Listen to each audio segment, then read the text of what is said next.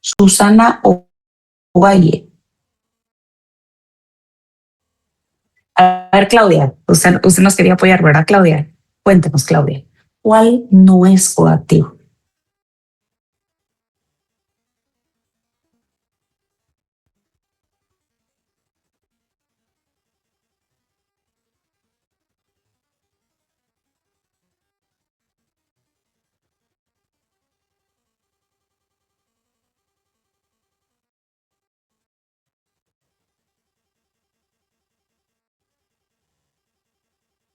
Pero de los de, perfecto, pero de los de carácter tributario, que están, la clasificación está en el artículo 10 del Código Tributario, dentro de esa clasificación que son 4, ¿cuál no es coactivo?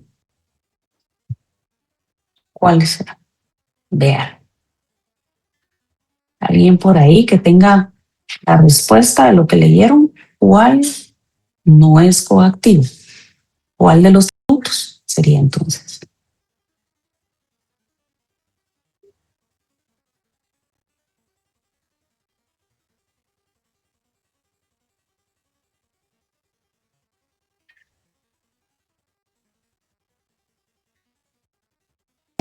Las contribuciones, porque en el caso de, sí, para mí que deberían de ser las contribuciones especiales y contribuciones por mejoras.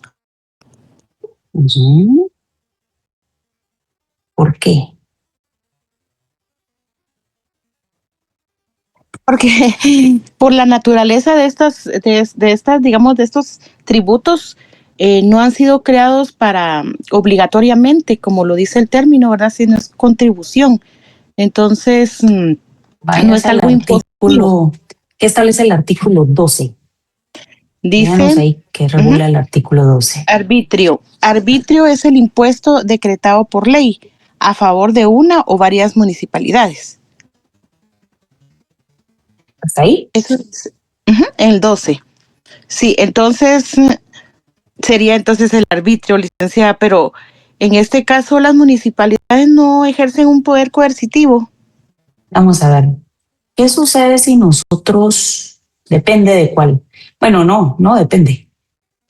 Ahorita le voy a preguntar en cuál cree usted que ejerce un poder coercitivo. Mejor vamos más allá y después volvemos. Pues yo pienso que los tributos donde hay un poder coercitivo es cuando está decretado en una ley específica y entonces ya hay, porque su origen básicamente es, por ejemplo, hay una generación de renta, hay una renta imponible, hay un hecho generador, es decir, una acción o un hecho que genera una imposición. Entonces, en este caso, yo le diría, por ejemplo, en el caso del ISR, ¿verdad? El impuesto sobre la renta es algo que hace un hecho generador. El tema del IVA también. ¿Quién percibe el ISR y el IVA? La SAT, la Superintendencia de Administración Tributaria, no es la municipalidad. Y en el artículo 12, ¿qué tenemos entonces? Ahí dice que en este caso es un arbitrio, es el impuesto decretado por ley. Es también lo mismo, ¿verdad? Porque está diciendo que está decretado en una ley y que quien los persigue, por decirlo así, o los cobra es la municipalidad. Va. Ahora, dice, el impuesto decretado por ley a favor de una o varias municipalidades. Pero el arbitrio tiene la particularidad que lo que brinda la municipalidad, y es lo que está cobrando, es un servicio. Es un servicio. Esa es la particularidad del arbitrio, que es un servicio. Entonces, en este caso, ¿qué sucede? Ejemplo, si la municipalidad cobra el servicio de alumbrado público o de alcantarillado público o de agua potable y usted no paga el agua potable, y ejemplo, dentro de las condiciones de la municipalidad está que a toda aquella persona, ¿verdad? A todo aquel vecino del municipio de Guatemala, ejemplo, ¿verdad? Quien esté moroso en más de 2 cuotas en el servicio de agua, no se le va a brindar el servicio. Entonces, el arbitrio tiene la particularidad que es un servicio. No es coactivo. ¿En qué sentido? desde la perspectiva que aún siendo un bien necesario, ¿verdad? Si usted no paga el agua potable, usted puede o no puede, pero usted debe de pagarlo si quiere el servicio. Si usted no lo paga, es un pago de carácter voluntario, porque si yo lo pago es porque lo deseo.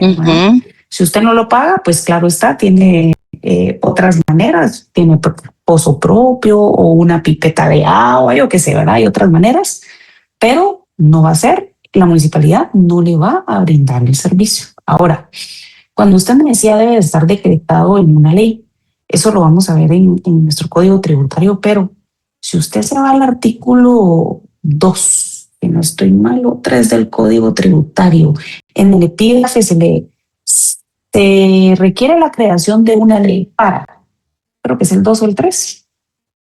Usted que lo tiene ahí en la mano. Ajá, es el 2, licenciada, porque dice el 2. fuentes. Son fuentes de... Ay, perdón. Ajá. Disculpe, licenciada. Dice, no, dele.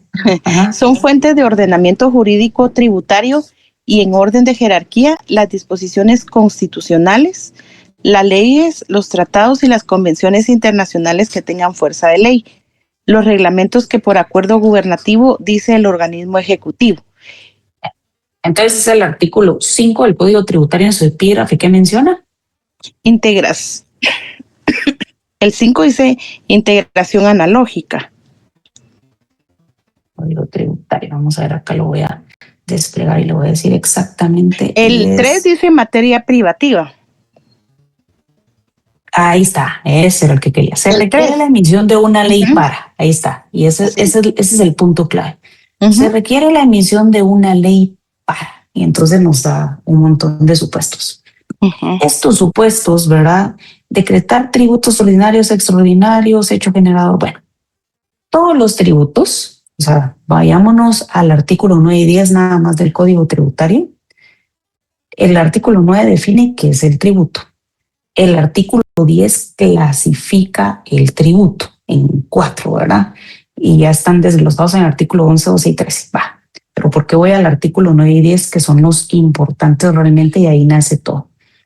Los tributos, la clasificación que nos da el artículo 10, que esa es la clasificación del tributo, deben de estar contenidos en una ley de carácter ordinario. Y es ahí donde hacemos la correlación con el artículo 3 del Código Tributario. Se requiere la creación de una ley. Ojo, si nos vamos a la pirámide de Kelsen, ¿verdad? Nosotros tenemos normas de carácter constitucional, normas de carácter ordinario, normas de carácter reglamentario, o sea, reglamentos, y normas de carácter individualizadas. La ley a la que hace referencia el artículo 3 del Código Tributario está en el segundo escalafón de la pirámide de Kelsen, es decir, las leyes de carácter ordinario. Por eso les hacía yo mención la última clase, la clase de lunes, ¿verdad? Que nos vamos a ir parte muy chiquita, muy breve, a la Constitución. Porque cuando nos establece, se requiere la creación de una ley para, y incluye todas las figuras o la clasificación de los tributos, porque menciona tributos y los tributos se clasifican en impuestos, arbitrios, contribuciones especiales y contribuciones por mejoras. Eso quiere decir que para poder cobrarlas, tanto el impuesto, tributo, contribución especial y contribución por mejoras, debe estar contenido en una ley de carácter ordinario. ¿Qué órgano del Estado emite la ley de carácter ordinario? El Congreso de la República mediante el proceso legislativo. Es por eso que nosotros vemos, o bien, crea el arbitrio la municipalidad. ¿Qué ente de la municipalidad tiene potestad tributaria? El Consejo Municipal, quien es el ente que emite las normas de carácter municipal. Entonces, cuando usted me decía el hecho generador, que eso está en el artículo 32 del Código Tributario, ¿verdad? El hecho generador es más resumido porque en el artículo 32 se menciona el acaecimiento del hecho contenido en la norma. Entonces es un poquito complicado de entender. Pero el hecho generador, ¿qué viene a ser? Lo que da nacimiento, el acto o contrato que da nacimiento a la obligación tributaria, artículo 14 del Código Tributario. ¿Pero qué es la obligación tributaria si nosotros la resumimos? el pago del tributo. Entonces, para que haya un impuesto, ojo, para que haya un impuesto, se necesita que el impuesto esté en una ley de carácter ordinario. ¿Eso donde lo respaldo constitucionalmente hablando? En el artículo 239 de la Constitución, principio de legalidad, en donde se establece que que todo debe de estar en una norma. En el artículo 3 del Código Tributario, en donde nos regula que se requiere la creación de una ley para y todos los supuestos. Y para que un tributo sea denominado como tal, eso lo vamos a ver en nuestro Código Tributario, nos estamos adelantando mucho, pero solo es para efectos de información, ¿verdad? Y de que lo conozcan de una vez, para que el tributo, o sea, la clasificación que está en el artículo 10 del Código Tributario sea considerado como tal, ¿verdad? Debe de tener elementos. El elemento del hecho generador, o sea, lo que le da nacimiento, el acto contrato que da nacimiento al pago. Ejemplo, en este caso del arbitrio, el acto contrato que da nacimiento al pago del arbitrio, el hecho generador. La base imponible, ese es el monto sobre el cual se paga el impuesto. El tipo impositivo es el porcentaje de impuesto que voy a pagar, o bien a veces hay tipos impositivos fijos. Eso quiere decir una tabla específica en lugar de un 3%, un 10%, como 12%, ¿verdad? O la tabla proporcional que nos establece la ley del UCI a razón de la base que tenga el bien.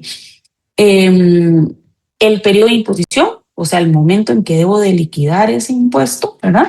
Y los sujetos. ¿Quién paga ese impuesto? Que para efectos de carácter tributario, cuando ahorita que estamos hablando de ingresos tributarios, el artículo 15 del 17 al 28 del Código Tributario se regula lo relativo a los sujetos, ¿verdad? Y dentro de esos está el contribuyente. Entonces, la persona que paga ese impuesto como tal. Entonces, ¿a qué vamos con esto?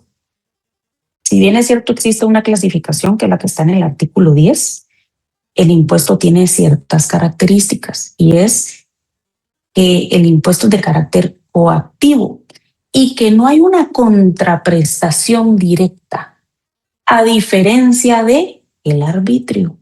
El arbitrio se paga por un servicio y, ojo, hay una contraprestación directa. ¿Cuál es esa contraprestación directa? El recibir el servicio.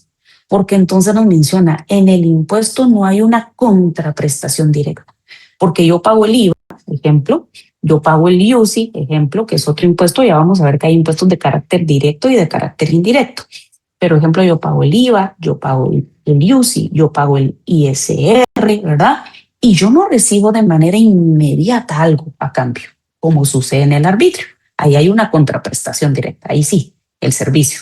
Mientras que, aclaro, en el impuesto, por eso se menciona en el artículo 11, no existe una contraprestación directa. Es de carácter coactivo, porque yo voy al supermercado y entonces yo quiero comprar en el súper y pago el IVA. El IVA ya está incluido dentro de los productos, ¿verdad?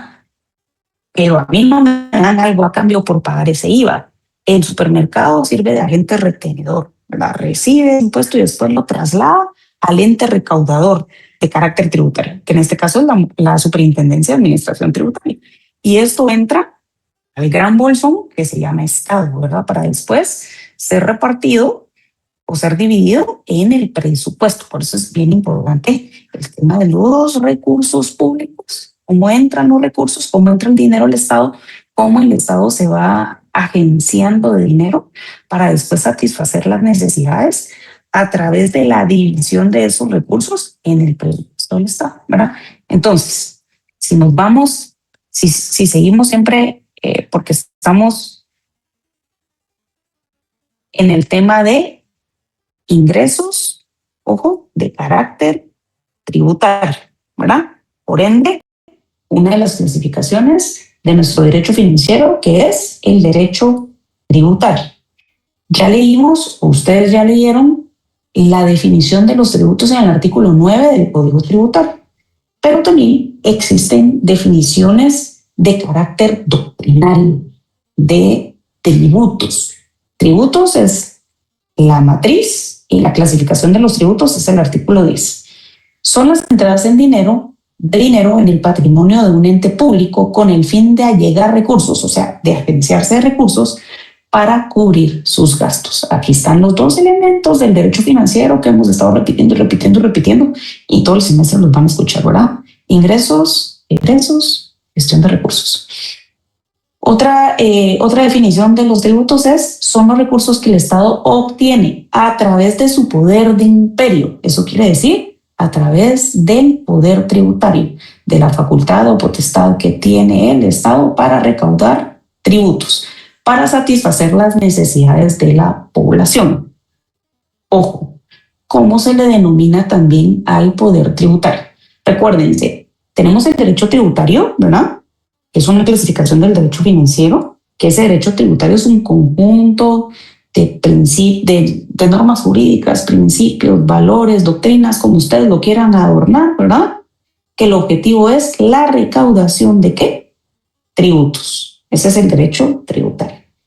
Pero el derecho tributario se pone en movimiento o se hace efectivo, ¿verdad? A través de el poder tributario. Ahí es donde la norma se pone en movimiento. ¿Y qué es ese poder tributario?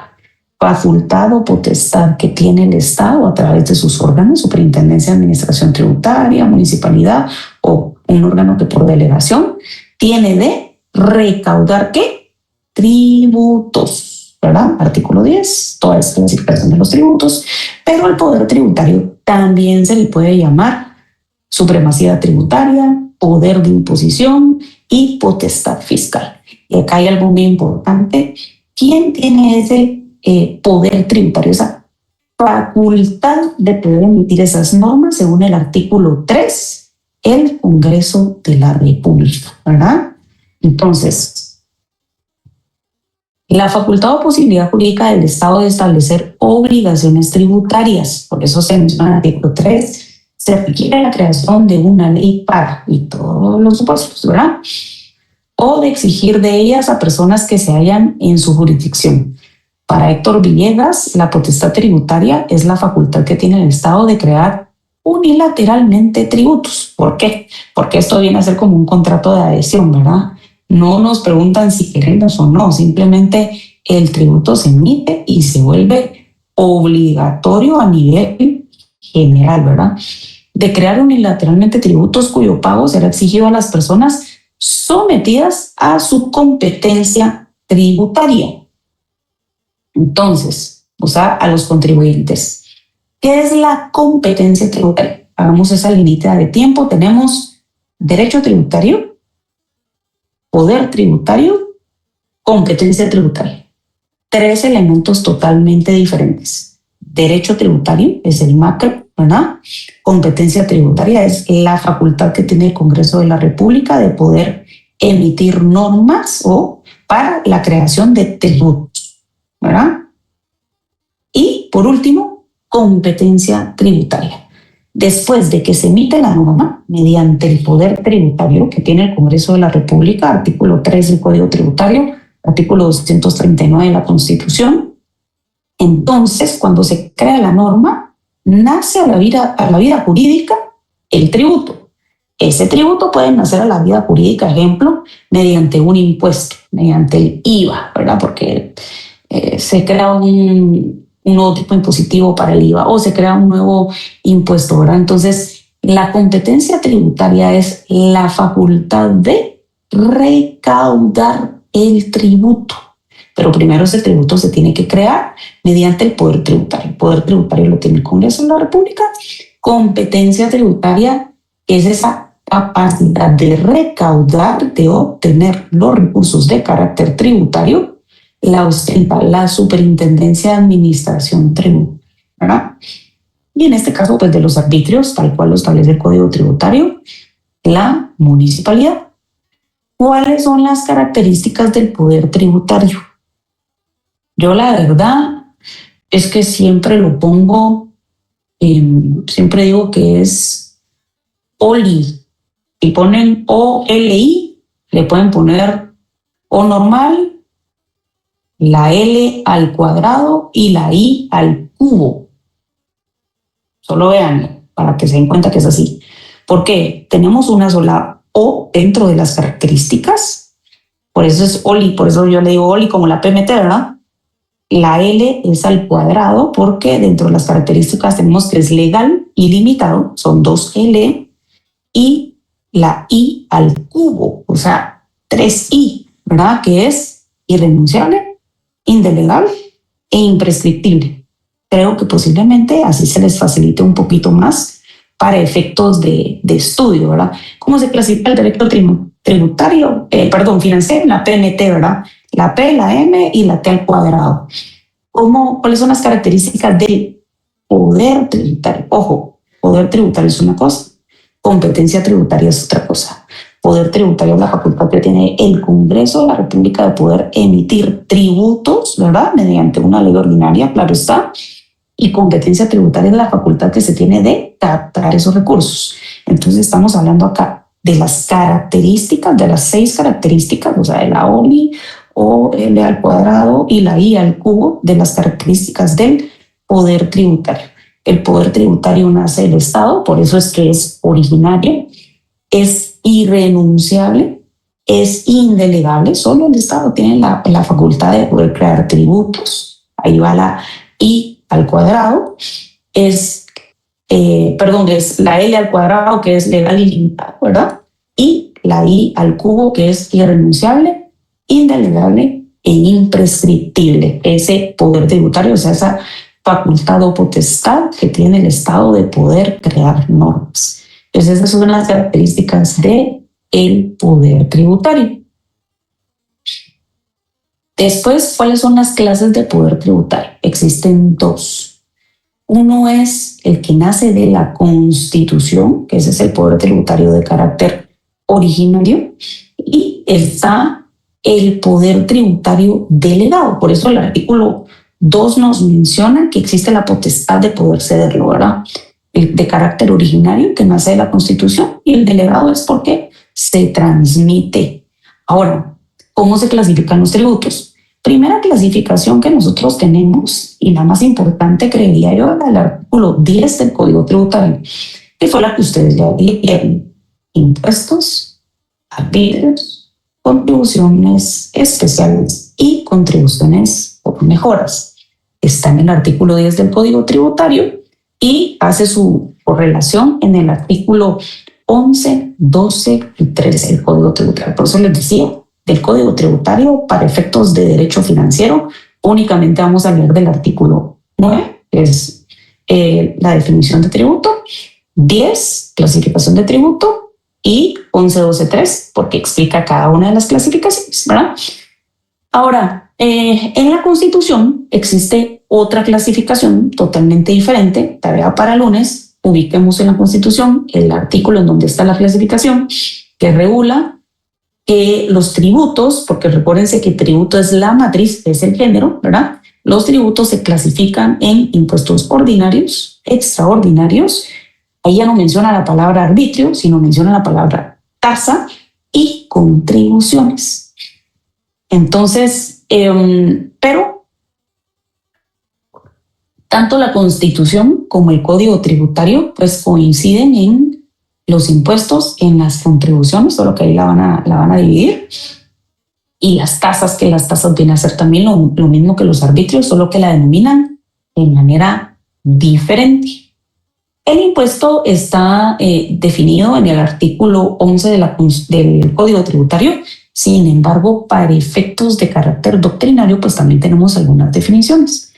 Yo les trasladé ya a ustedes el folleto que hace mención a los tributos. Ahí está también un poquito más amplio y hay más definiciones, ¿verdad? Con las que les pueden servir a ustedes de apoyo para efectos de estudio. Entonces, el impuesto es una carga establecida por la autoridad que representa al Estado como consecuencia a la sociedad y sufrida por el contribuyente, que puede ser el ciudadano nacional o extranjero. En Guatemala, nuestro impuesto es de carácter territorial. Eso quiere decir que quienes estén en Guatemala pagan los impuestos afectos en Guatemala. Ejemplo, el IVA. El extranjero que va a Walmart a comprar algún bien no está exento del IVA por ser extranjero. Está afecto al IVA porque es un impuesto de carácter territorial, nuestros tributos en Guatemala. También el impuesto puede ser aquella prestación exigida al obligado que es independiente de toda actividad estatal relativa a él. ¿Por qué? Porque no hay una contraprestación directa.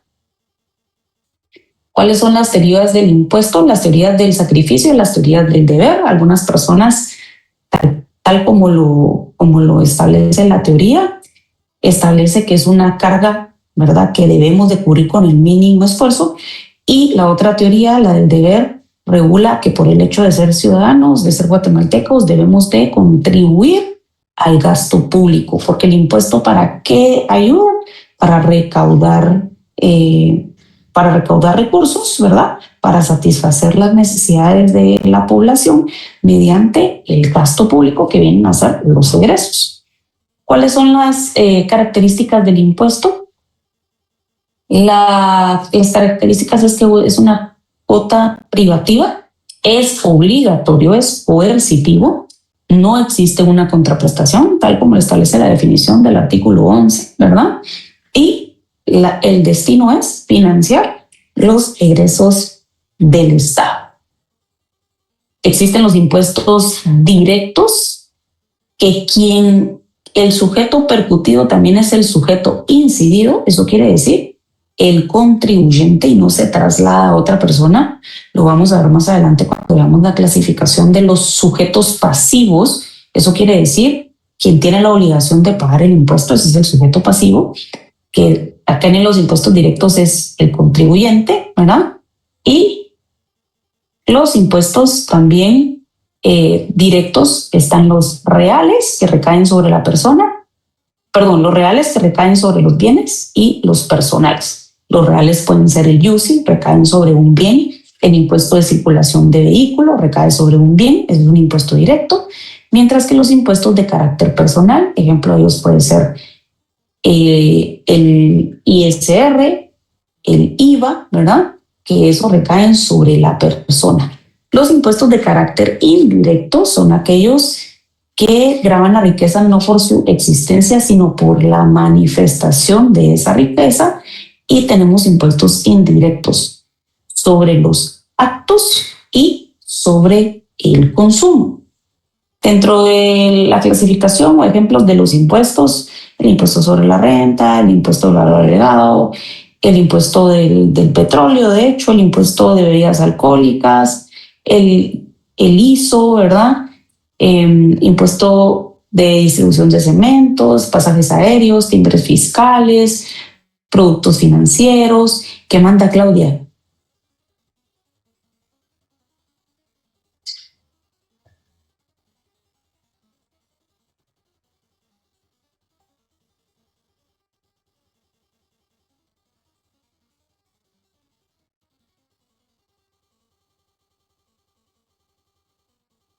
Era la riqueza.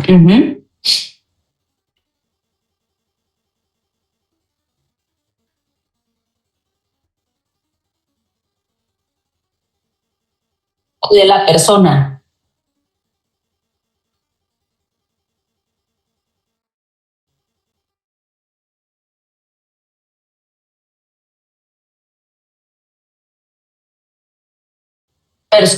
Personales. El real, porque impacta el para ambos. El IVA es un impuesto indirecto.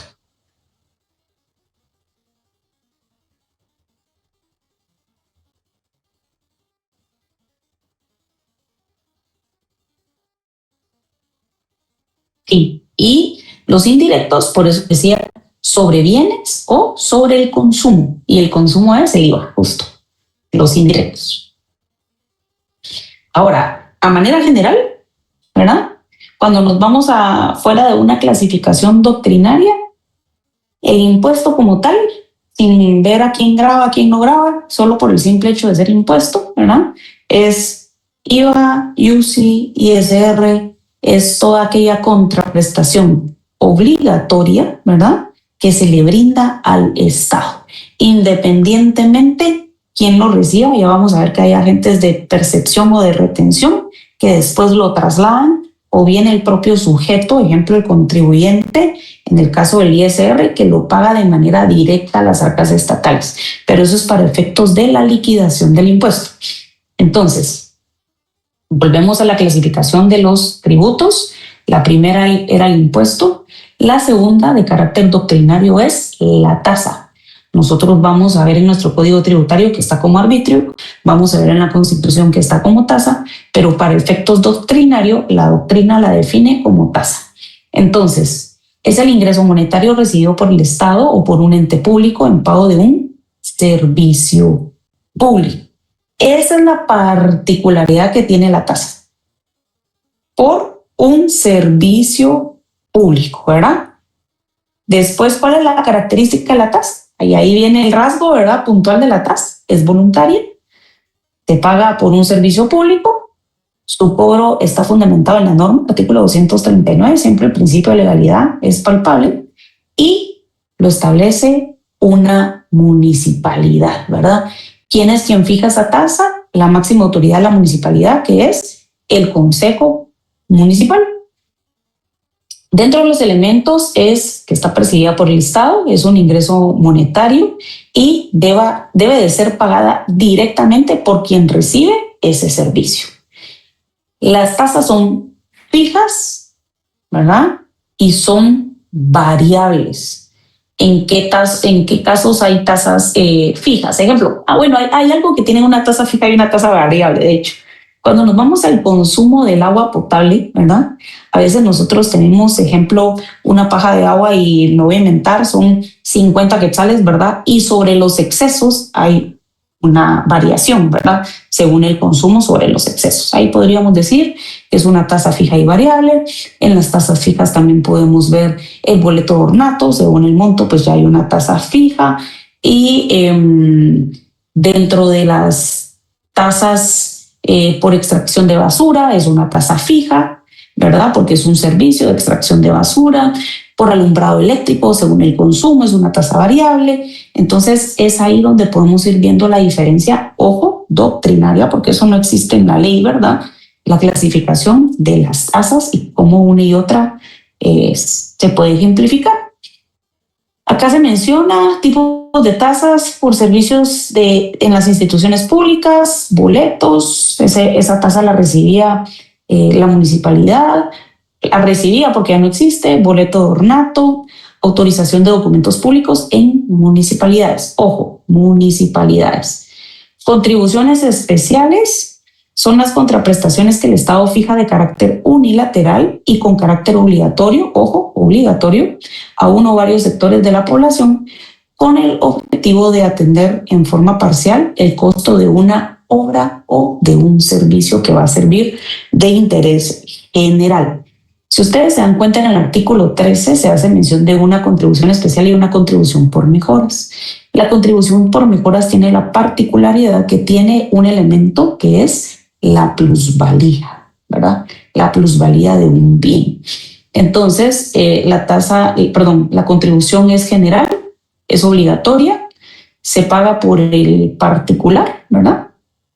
Y tenemos, para efectos de doctrina, ojo, doctrina, no ley, tenemos la contribución por mejora, la contribución especial, la contribución por mejora, la contribución especial por mejora y la contribución, acá se agrega la contribución por seguridad social. Esto es para efectos de doctrina. Entonces tenemos contribuciones, ¿verdad? En la doctrina, contribuciones especiales, esa es la primera, contribuciones por mejoras y contribución por seguridad social. Esta clasificación, repito, es de carácter doctrinario, que es la que se brinda al Instituto Guatemalteco de Seguridad Social. Entonces, con esto terminamos el contenido de hoy. Tenía ya cargado el cuestionario de la ley de la Contraloría para que iniciáramos hoy, ya no nos va a dar tiempo. Iniciamos el cuestionario de la ley de la Contraloría el lunes y les voy a mandar un caso también, dos casos de la ley de la Contraloría para que el lunes avancemos no solo con el cuestionario, sino con los casos de una vez y entramos a ver y primero Dios terminamos la ley de la Contraloría. que manda por ahí May. ¿Qué manda May?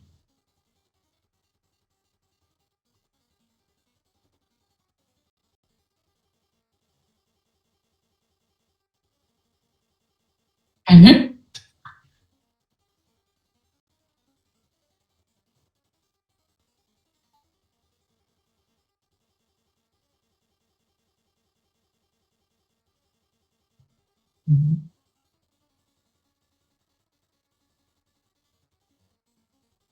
El de 15 quetzales. El de 20. Ajá.